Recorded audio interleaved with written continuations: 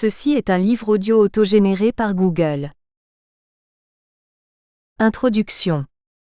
Cet ouvrage est une chronique de la vie ordinaire des résidents d'Habitat+, les Rhapsodies. Elle se déroule sur 8 mois. Habitat+, les Rhapsodies, dont j'occupe le poste de responsable depuis plus de 20 ans, est un domicile collectif de la banlieue lyonnaise qui accueille 9 personnes âgées psychiquement dépendantes. La majorité de ces personnes est atteinte de la maladie d'Alzheimer ou d'une maladie apparentée. Les autres sont des personnes psychotiques en principe stabilisées qui sont suivies en psychiatrie depuis de longues années. On les appelle aujourd'hui des personnes en situation de handicap psychique. La plus jeune des résidentes a 64 ans, elle venait d'en avoir 60 quand elle est entrée dans la structure. La plus âgée a 89 ans et vit aux Rhapsodies depuis 15 ans. La population accueillie est mixte. Au moment où j'écris, elle se compose d'un homme et de 8 femmes. Habitat+, les Rhapsodies, a été fondée en 1988 par Louis Ploton, médecin psychiatre, connu pour son travail institutionnel innovant envers cette population qui cumule 2 handicaps, l'âge et la dépendance psychique. Cette structure, unique en France, a un mode de fonctionnement tout à fait spécifique car il est adapté aux pathologies des personnes qui y résident. Ces pathologies sont lourdes. Les résidents ont tous séjourné plus ou moins longtemps à l'hôpital psychiatrique avant leur entrée et ils présentent tous des troubles du comportement plus ou moins graves. Leur dépendance psychique est trop importante pour qu'ils puissent continuer à vivre dans leur domicile privé ou avec leur famille. Pourquoi avoir fait le choix d'écrire une chronique ? Il m'a semblé que le suivi mois par mois, parfois au jour le jour, de ce qui se vit et de comment ça vit dans une petite structure comme les Rhapsodies, pouvait permettre aux lecteurs de mieux appréhender qui sont les résidents, comment ils sont en lien les uns avec les autres, avec le personnel et avec moi, de mieux appréhender aussi leurs difficultés, les nôtres et comment nous nous efforçons par-delà ces difficultés de répondre au mieux à leurs besoins et à leurs attentes. Le préambule qui suit explique qu'au cœur de cette chronique se situe l'histoire de Monsieur Ferlet, un résident pas tout à fait comme les autres. Préambule. Le 1er janvier de cette année-là, je m'étais réveillée dans la pensée que la mort de Monsieur Porte avait laissé un grand vide. Je m'étais aussitôt morigénée. Mais non, ce n'est pas la mort de Monsieur Porte qui a laissé un grand vide, c'est la mort de ton frère. Pourtant, persistait ce sentiment étrange que c'était bien dans le vide laissé par la mort de Monsieur Porte que me venait ce désir impérieux d'écrire l'histoire de Monsieur Ferlet. L'histoire de Monsieur Ferlet mérite d'être racontée car c'est un homme incroyable. Il y a quelque temps je lui ai dit « Vous êtes l'homme le plus extraordinaire que je connaisse ». Il a levé son pouce en signe de remerciement, avec dans les yeux quelque chose qui disait le trop-plein d'émotions que mes paroles faisaient déborder en lui. Pourtant, il n'avait pas à me remercier, je ne faisais que lui dire ce que je pensais. Lever son pouce est un geste que fait Monsieur Ferlet dès que les mots lui manquent. Chronique, du 3 janvier au 29 avril. Pourquoi nous battons-nous alors ? Demanda l'infirmière. Pour l'honneur, rien que pour l'honneur, répondit le docteur Ploton. 3 janvier. Ce 3 janvier, on aurait dit que Monsieur Ferlet savait comment je m'étais réveillée l'avant-veille, et qu'il voulait me convaincre de réaliser mon désir d'écrire son histoire. Ce jour-là a été un des pires qu'il m'a été donné de vivre aux Rhapsodies. Je revenais d'une semaine de congé, reposée et contente à l'idée de retrouver les résidents. Sauf que je ne les ai pas retrouvés, du moins pas tout de suite. À mon arrivée, contrairement à l'habitude, le salon séjour était vide de ses habitants, on aurait dit qu'ils avaient déserté, la pièce avait l'odeur de l'abandon. J'ai pris peur, je me suis précipitée dans la cuisine et je me suis retrouvée face à une personne inconnue, une auxiliaire de vie remplaçante que je n'avais jamais vue. La façon dont elle m'a répondu, ils sont tous fatigués, quand je lui ai demandé où étaient les résidents m'a fait froid dans le dos. Heureusement, l'arrivée soudaine de Madame Gorde a fait diversion. Quand elle m'a posé sa question ritournelle, je suis folle ? J'ai eu envie de l'embrasser pour la remercier de me permettre ainsi de retrouver le chemin d'une certaine familiarité avec le lieu. J'ai fait le tour des 9 chambres. J'ai trouvé Madame Rodriguez au fond de son lit aux prises avec les restes d'une grosse bronchite qui avait conduit à son hospitalisation pendant mes congés. Mademoiselle Yinko était couchée. C'est d'une voix rauque et caverneuse qu'elle a répondu à mon bonjour, ce seul effort a entraîné une grosse quinte de toux qui ne m'a rien dit qui vaille. Mademoiselle Oliviera dormait à poings fermés, bouche grande ouverte, droite comme un i sur son lit. Madame Durand était tellement occupée à respirer qu'elle n'a pas entendu ma présence auprès d'elle quand je me suis approchée. J'ai entendu Madame Piron tousser derrière sa porte, ce qui m'a dissuadé de la déranger, et j'ai trouvé Madame Wagner, gisante, le corps en travers de son lit. Je n'ai pas pu savoir comment allait Mademoiselle Sorel, car elle ne m'a pas répondu quand j'ai frappé à sa porte. Quand je suis allée trouver Monsieur Ferlet dans sa chambre, il était allongé sur son lit, les doigts de pied en éventail. Il regardait la télévision. Comme d'habitude, sa porte était ouverte. Quand j'ai toqué, il a tourné la tête vers moi, l'air interrogateur. « Bonjour, je veux juste vous faire un petit coucou, je peux entrer ?» Il m'a fait signe que oui. « Vous allez comment ? » « Bien. »« Eh bien tant mieux, tout le monde a l'air malade ici. » Il m'a regardé d'un air étonné, avec une moue qui semblait dire qu'il n'en savait rien. « Au fait, bonne année. » Je venais de réaliser qu'avec toutes ces émotions, j'avais oublié de souhaiter une bonne année aux résidentes. À vous aussi. Cette réponse distinctement prononcée m'a émue et réconfortée, elle m'a incité à poursuivre. Il y a quelque chose de particulier que vous voulez que je vous souhaite, pour cette nouvelle année ? Une longue vie. Vous voulez une longue vie, c'est ça ? J'étais tellement surprise par sa réponse, que je voulais être sûre d'avoir bien compris. Il confirma. Oui. Eh bien, je vous souhaite une longue vie, Monsieur Ferlet. J'étais vraiment émue par ce souhait inattendu. Plus tard dans l'après-midi, Josiane, l'auxiliaire de vie en poste, est venue me chercher dans mon bureau pour que je vienne voir Monsieur Ferlet qui n'était pas bien. Effectivement, il était dans le salon avec sa compagne, recroquevillé dans un fauteuil, blanc comme un linge. Il n'a pas répondu à mes sollicitations. Sur le coup, je n'ai pas été particulièrement inquiète. Monsieur Ferlet était coutumier de ce genre de malaise et le médecin de soins et santé nous avait laissé pour consigne d'attendre une vingtaine de minutes avant d'appeler le SAMU. Mais ce jour-là, le temps passait et rien ne se passait. Impossible de le réveiller. Rien n'y faisait, ni les tapes sur les joues de Josiane, ni les sollicitations inquiètes de sa compagne, ni mes propres encouragements à revenir vers nous. Nous finîmes par appeler le SAMU, qui décida de nous envoyer les pompiers. Sa compagne me demanda conseil. Elle avait rendez-vous avec une amie, fallait-il qu'elle annule ? Je décidai d'être résolument optimiste. Écoutez Madame Agostino. Allez-y de toute façon, les pompiers vont arriver et prendre en charge votre mari. Vous ne pouvez rien faire de plus. Je vous tiendrai au courant dès qu'ils seront là.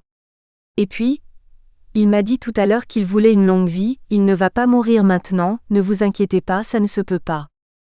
Mon ton était très assuré, mais mon cœur battait fort. À l'intérieur de moi, une question insistait, ça se peut ou ça ne se peut pas ? Je connaissais la réponse, bien sûr que ça se pouvait. La mort, on n'a aucune prise sur elle, elle vient quand elle veut. Ce n'est pas parce que Monsieur Ferlet voulait une longue vie qu'il était immunisé contre elle et ce n'est pas parce que nous le voulions vivant qu'il le resterait. Les minutes sont toujours longues quand on attend les pompiers. Ils finirent par arriver. Il a suffi de la grosse voix d'un grand et fort pompier pour que Monsieur Ferlet revienne à nous. « Monsieur Ferlet, réveillez-vous » Le pompier n'a même pas eu besoin de le secouer, cela s'est fait tout seul.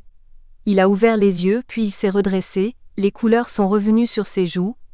Il a regardé d'un air étonné le pompier et il a souri quand je lui ai demandé d'où il revenait. La mort avait donc accepté de faire un pas de côté. Nos voix trop douces de femme, celle de sa femme, celle de l'auxiliaire de vie, la mienne, nos voix familières, n'avaient pas pu arriver jusqu'à lui. Il n'avait pu entendre qu'une voix profonde et grave, une voix d'homme inconnu, une voix de pompier. Il avait suffi de la voix de quelqu'un qui sauve pour qu'il revienne de là où il s'était retiré. C'était comme s'il avait eu besoin de se réfugier dans un espace-temps différent du nôtre, de s'éloigner, d'être ailleurs, de nous quitter. Mais pourquoi ? J'eus l'idée de demander à Josiane ce qu'il était en train de faire quand il s'était endormi. Elle me raconta qu'il écoutait un des CD de Johnny Hallyday offert par sa femme pour Noël, et que juste avant le malaise, il pleurait d'émotion en l'écoutant. C'était quelle chanson ? La chanson que je t'aime. La symbolique était trop belle pour que je ne m'en empare pas. Que je t'aime ? C'étaient les mots qu'il n'avait su dire ni à sa femme ni à sa fille, tout occupé qu'il avait été à contrôler leur vie. Je t'aime, c'étaient les mots que le petit garçon qu'il avait été n'avait jamais entendus. Je t'aime, ce sont les mots qui disent la puissance du lien d'amour pour rester en vie. Madame Agostino était partie 2 semaines en vacances à Paris, passer les fêtes de fin d'année avec leurs filles et leurs petits-enfants. Elle avait laissé pour lui un paquet qui contenait un coffret de chansons de Johnny Hallyday, un de ses chanteurs préférés. Nous avions convenu de lui donner le jour de Noël. Sandra lui avait donc remis le paquet le 25 décembre, mais il n'avait pas voulu l'ouvrir.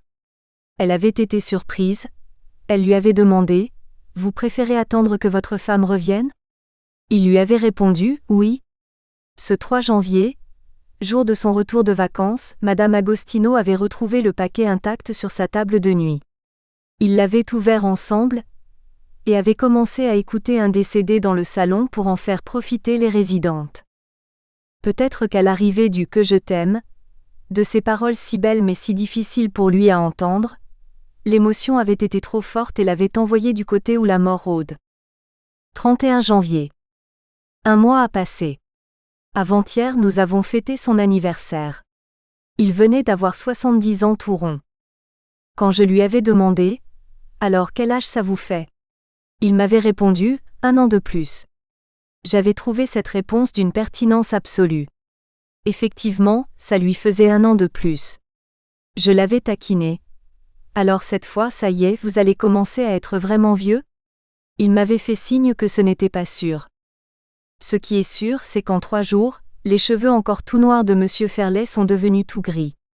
Au moment où je m'en suis aperçue, comme il portait son pantalon de jogging gris et son pull gris, je lui ai dit « Vous êtes magnifique, vous avez les cheveux assortis à vos vêtements. » Il m'a fait le plaisir de rire de cette mauvaise blague. 20 février.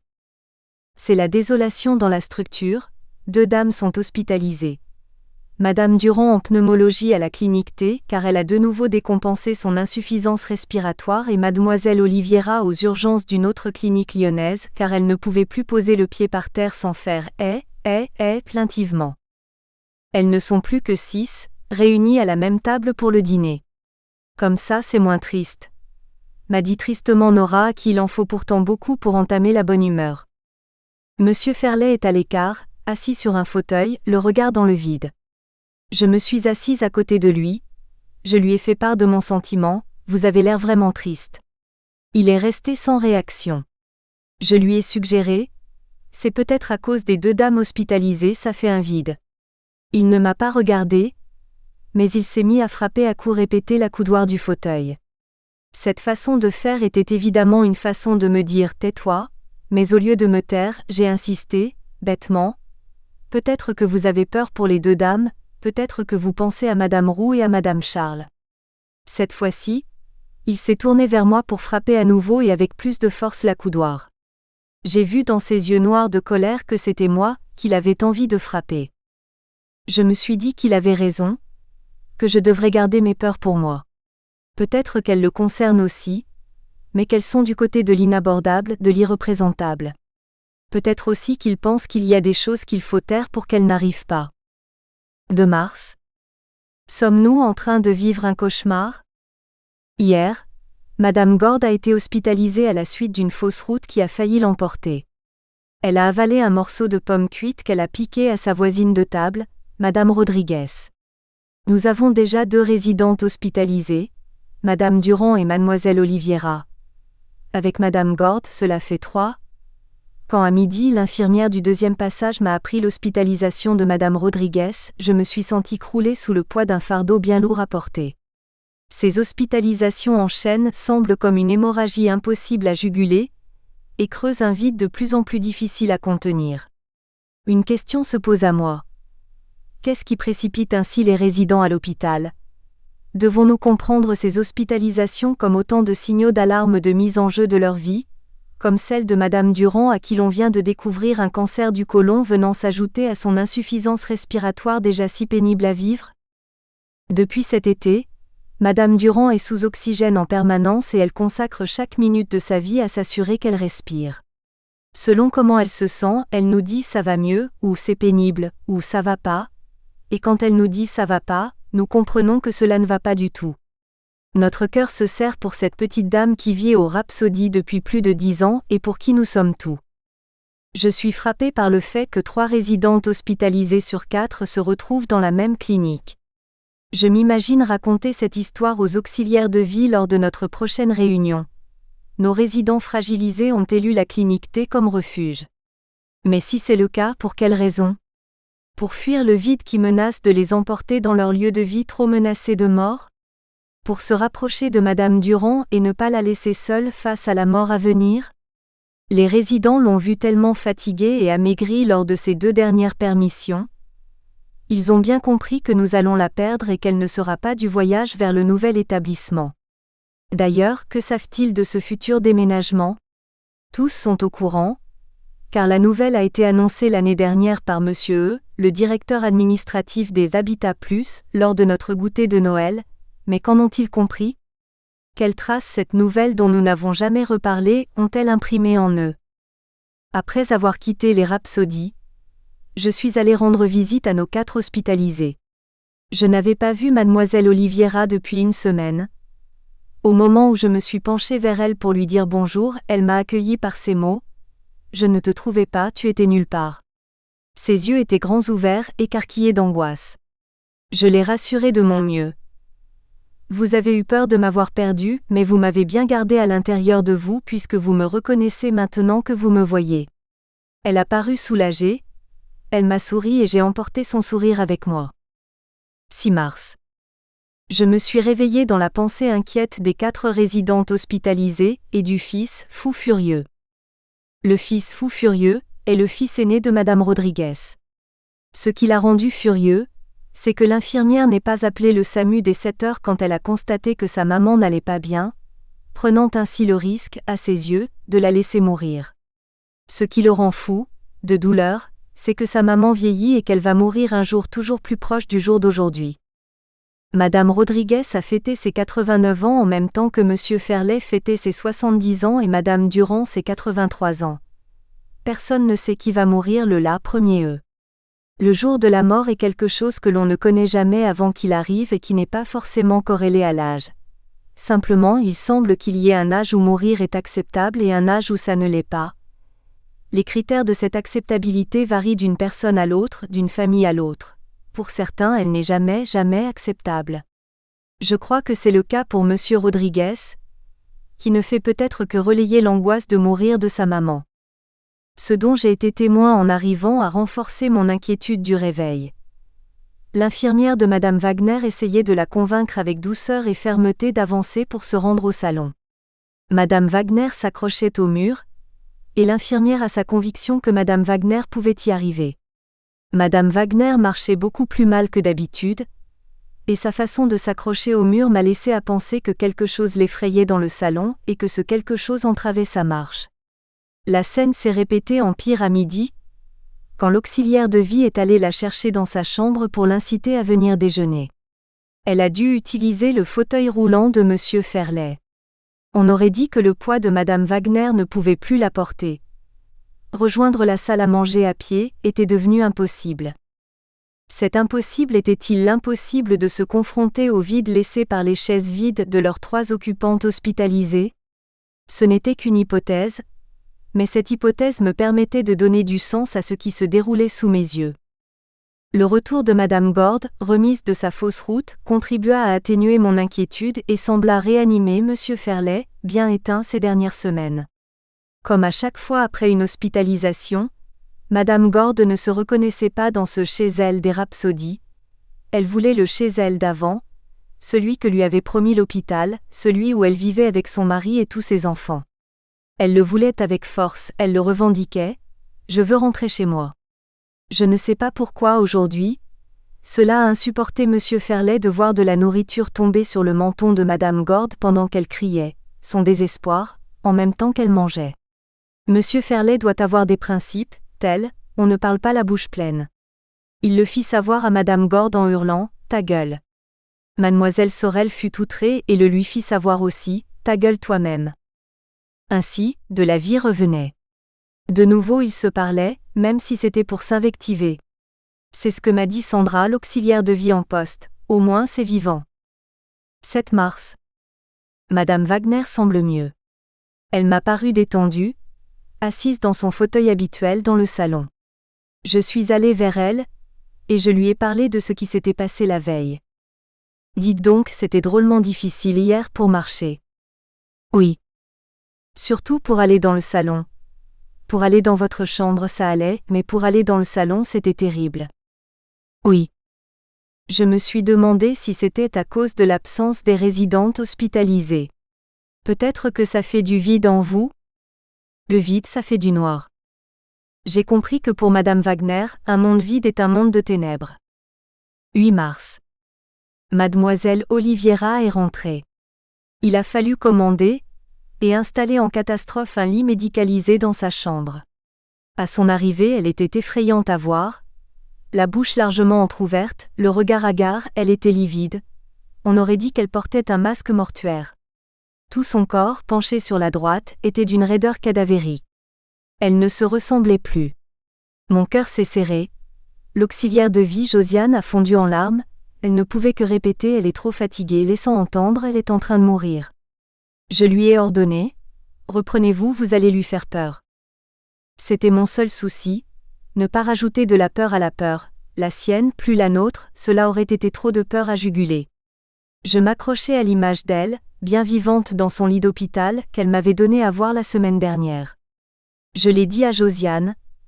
La semaine dernière, quand je suis allée la voir à l'hôpital, elle était très bien, alors il n'y a pas de raison.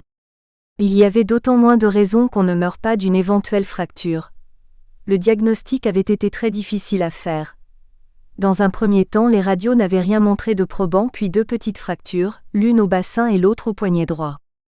Cela fait plus de 20 ans que j'accompagne des personnes atteintes de la maladie d'Alzheimer comme Mademoiselle Oliviera, des personnes qui peuvent se présenter dans les moments difficiles comme des mortes vivantes, en train de mourir. Je devrais être habituée. Eh bien non. À chaque fois, la peur que la maladie vienne emprisonner le sujet tout entier, la peur que la mort s'ensuive, cette peur-là reste difficile à endiguer. 9 mars. Mademoiselle Oliviera va mieux. Certes, elle ne mange plus toute seule. Certes, pour le moment, elle est immobilisée dans son lit médicalisé et nous craignons qu'elle ne retrouve jamais sa capacité à marcher. Certes, sa capacité à faire pipi normalement est mise à mal. Elle a fait un globe vésical pendant son hospitalisation et elle est revenue avec une sonde urinaire. Certes, tout cela pèse très lourd, mais l'essentiel est préservé, sa merveilleuse capacité à communiquer. Aujourd'hui, elle est bien vivante et semble bien de l'être. Elle nous sourit de son beau sourire lumineux, et nous sourions avec elle.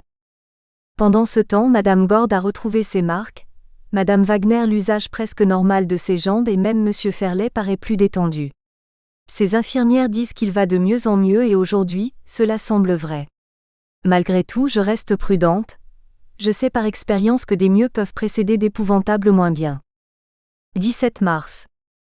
Dimanche dernier a été terrible avec la réhospitalisation de Mademoiselle Oliviera, et l'hospitalisation de Monsieur Ferlet 2 heures plus tard pour le même motif. Leur sonde urinaire bouchée. On aurait dit qu'il était en phase avec elle, et qu'il voulait l'accompagner dans ce qui lui arrivait. C'était comme s'il ne voulait pas la laisser aller seule à l'hôpital. J'étais sonnée par ces nouvelles que j'apprenais en direct. Je me sentais déboussolée face à ces vies qui depuis janvier se donnaient surtout à voir comme des morts possibles. Lundi a été pire. Madame Rodriguez est rentrée de l'hôpital et son fils, fou furieux, a déversé sur moi toute sa folie furieuse. Il a menacé de porter plainte contre l'infirmière du matin et contre la structure. Il nous a accusés d'être des incapables, en particulier des incapables de faire boire 4 verres d'eau à sa maman. Il était persuadé que l'hospitalisation de sa mère n'était due qu'à une forte déshydratation dont nous étions la cause. Faire boire Madame Rodriguez est un combat que nous menons depuis 15 ans. Mis à part son café du matin et son chocolat du goûter, Madame Rodriguez ne veut pas boire et nous ne connaissons pas le secret pour faire boire de force. Le fils fou furieux a dit « Vous n'avez qu'à la forcer », mais il n'a pas dit comment s'y prendre. Jusqu'à présent, cette mauvaise hydratation n'avait pas posé de graves problèmes. Ce n'est plus le cas aujourd'hui. Madame Rodriguez a vieilli, ses bronches sont fragiles, son cœur et ses reins montrent des signes de fatigue. Sans doute n'avons-nous pas pris suffisamment en compte cette réalité. 20 mars. L'épouse du fils fou furieux m'a rassurée quant à une éventuelle plainte de son mari en me disant qu'il ne fallait pas prendre ce qu'il disait trop au sérieux. Mademoiselle Oliviera est allée de mieux en mieux tout au long de la semaine. Elle a retrouvé toute la beauté des traits de son visage et son sourire si doux. Mademoiselle Oliviera me fait penser à la Déruchette de Victor Hugo. Déruchette souriant, c'était Déruchette. Mademoiselle Oliviera souriant à nouveau, nous parlant à nouveau, était de nouveau elle. Il n'y avait pas de doute. J'ai appris aujourd'hui ce que je savais déjà, la mort prochaine de Madame Durand. Elle a été admise dans l'unité de soins palliatifs d'un hôpital lointain. Je l'ai su hier par sa tutrice qui m'en a averti. La clinique T devait nous prévenir de la date de son transfert, mais elle ne l'a pas fait. Je n'ai pas pu la préparer à son éloignement. Il était question de la requinquer, avant son retour à Habitat Plus pour y finir sa vie. Le chirurgien du service de chirurgie digestive de la clinique pensait l'opérer de son cancer du côlon pour lui faire gagner du temps d'espérance de vie.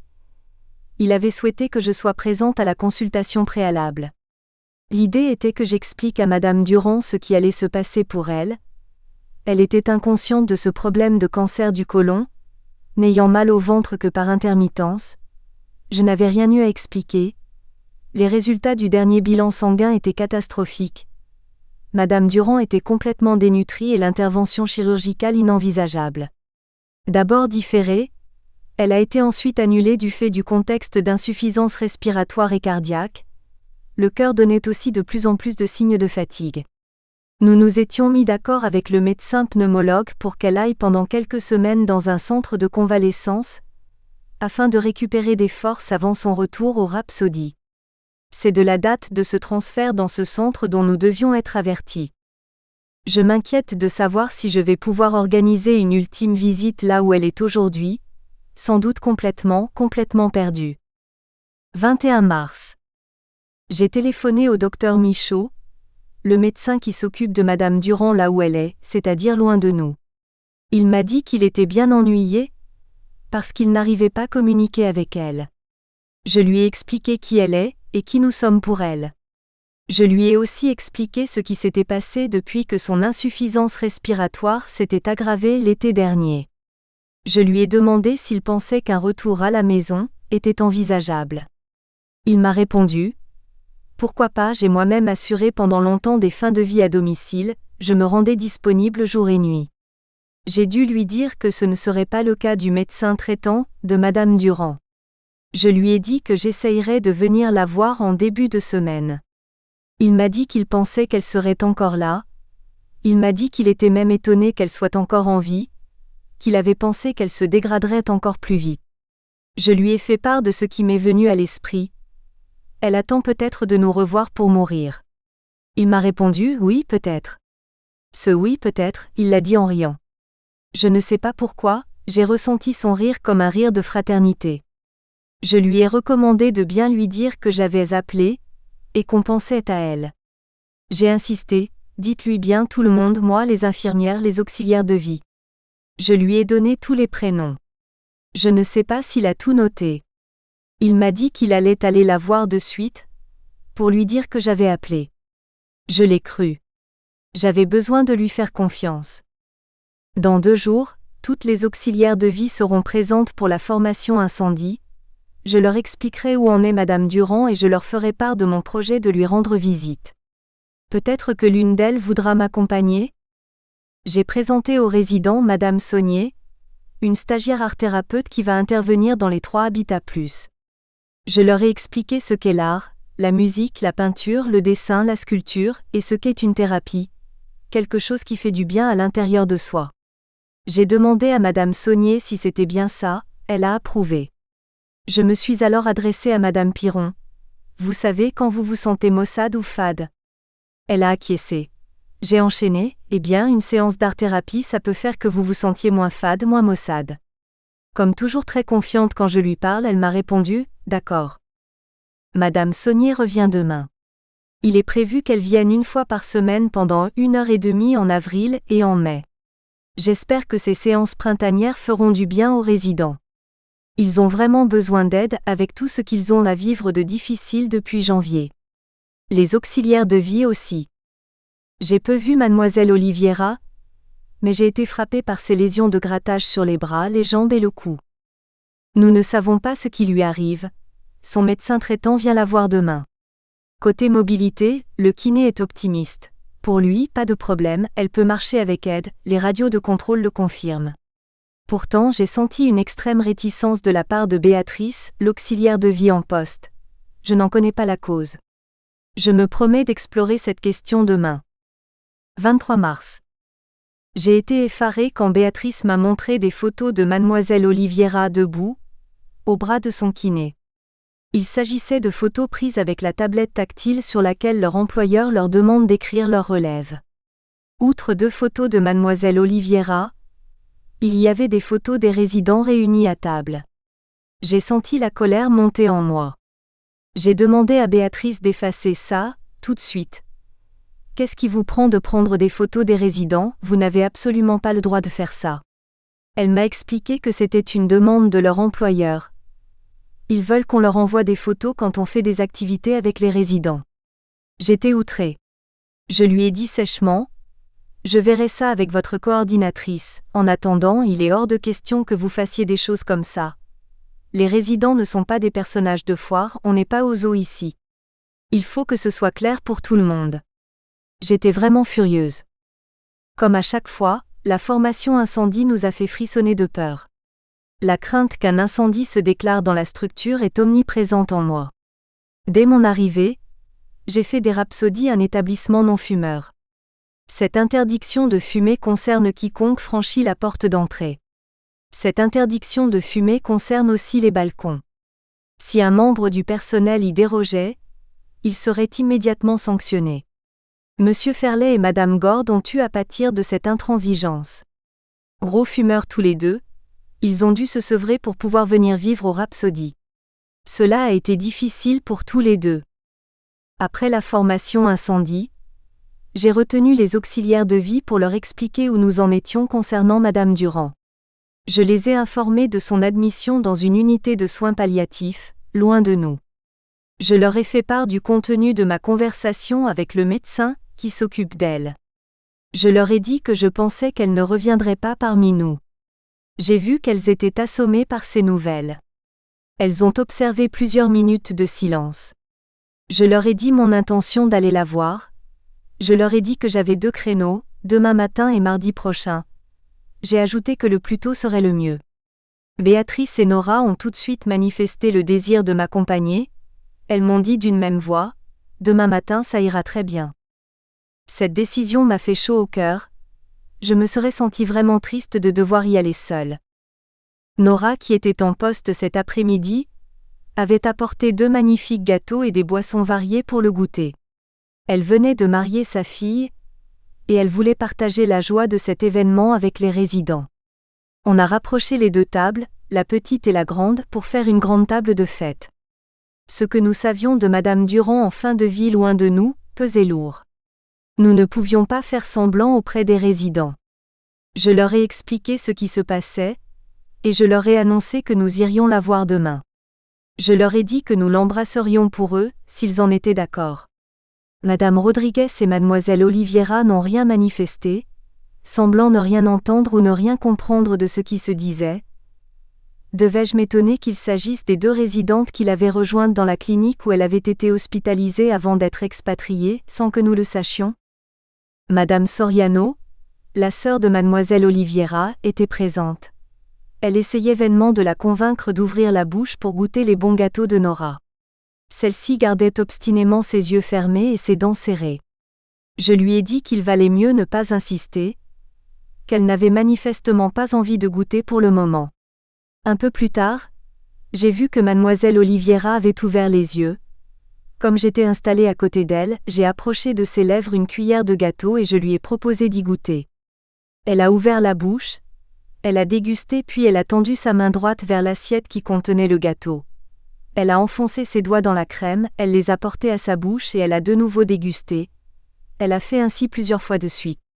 Tout d'abord j'ai retenu ma respiration, puis je l'ai encouragée. Super, mademoiselle Oliviera, allez-y, ce n'est pas facile parce que c'est plein de crème et que c'est tout mou, c'est un framboisier. Madame Soriano, qui s'était un peu éloignée pour parler avec Nora, m'a entendue et s'est rapprochée. J'ai vu tout de suite qu'elle était choquée, à la fois par ce qu'était en train de faire mademoiselle Oliviera et par mes encouragements. Elle s'est précipitée pour lui essuyer les mains et prendre la cuillère. Je suis intervenue. Même si c'est difficile pour vous, il faut la laisser faire, c'est vraiment important. Elle a acquiescé, mais j'ai bien vu que c'était très difficile pour elle de voir sa grande sœur si méticuleuse tout au long de sa vie manger avec les doigts. C'était la première fois depuis son retour de l'hôpital que mademoiselle Oliviera retrouvait le mouvement de porter à la bouche la nourriture qui se trouvait dans son assiette. Pour nous, c'était un retour vers le mieux. C'était la première fois que madame Soriano voyait mademoiselle Oliviera manger salement. Pour elle, c'était une avancée vers le pire. Je me suis demandé comment je pourrais aider cette sœur si attentionnée à ne pas penser qu'elle aimerait mieux la voir morte, et comment je pourrais empêcher mademoiselle Oliviera de se dire qu'il vaudrait mieux qu'elle soit morte pour ne pas confronter sa sœur à l'impossible d'une situation inacceptable pour toutes les deux. Pendant tout ce temps, le temps de l'exercice d'évacuation puis le temps du goûter, M. Ferlet s'est tenu à l'écart dans son fauteuil confort, exclu de la fête, exclu des conversations. Il avait simplement hoché la tête quand je lui avais demandé s'il voulait que nous embrassions madame Durand pour lui. Sa tristesse faisait peine à voir. 24 mars. Il était presque 9 heures quand je suis arrivée. Nous avions convenu avec Béatrice et Nora qu'elles me rejoindraient à 10 heures, et que nous partirions ensemble voir madame Durand. J'avais donc du temps devant moi. Quand j'ai entendu Caroline, l'infirmière, dire à Josiane « Si tu veux, tu peux donner son petit déjeuner à mademoiselle Oliviera, je ferai sa toilette après. » Et que j'ai vu Josiane occupée avec madame Gord, je lui ai proposé « Si vous cela vous arrange, je m'en occupe, prenez votre temps avec madame Gord. » Josiane m'a remercié et m'a remis entre les mains le grand bol rempli de café au lait et de biscottes écrasées qu'aime mademoiselle Oliviera. C'est avec précaution que je suis allée la retrouver dans sa chambre. Elle était déjà installée en position demi-assise dans son lit médicalisé flambant neuf. Elle était bien réveillée. Elle m'a souri quand elle m'a vue arriver. « Bonjour, mademoiselle Oliviera, vous avez bien dormi ?» Nous espérons que vous avez apprécié cet aperçu. Pour continuer à écouter ce livre audio sur Google Play Livres, utilisez le lien dans la description de la vidéo.